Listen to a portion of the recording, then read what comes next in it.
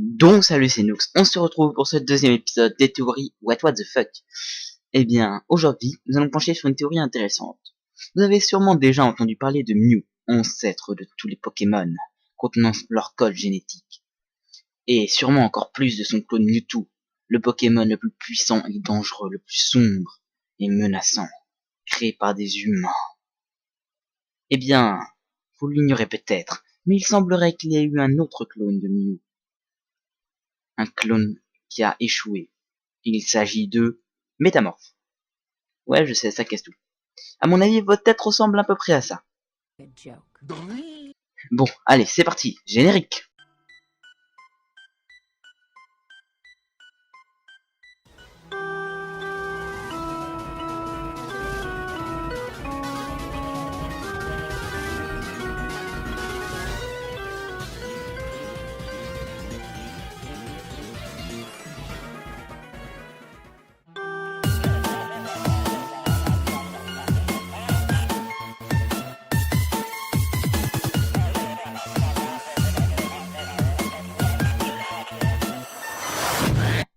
Cette théorie peut paraître stupide, voire même infondée, mais plusieurs indices nous font penser à ceci.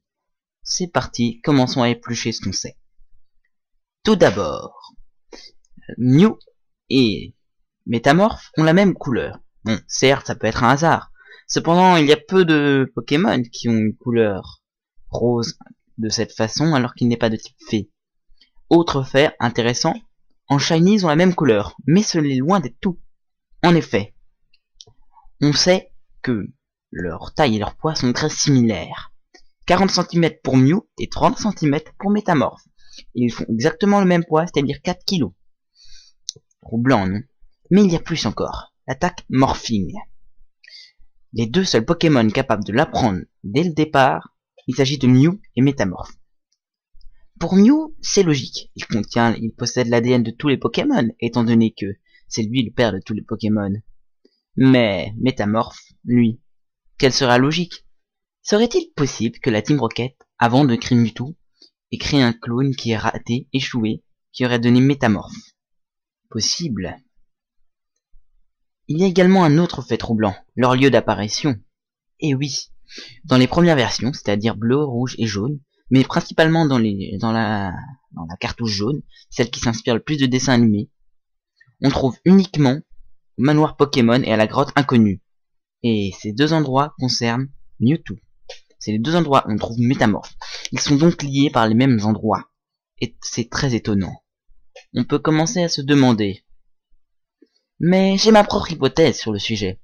En effet. Mon hypothèse, elle est peut-être pas très valable et pas très logique, mais je l'aime bien. Je vous explique. Bon. Imaginons que les Mew étaient une espèce, et pas un unique. Il n'y avait que cette espèce.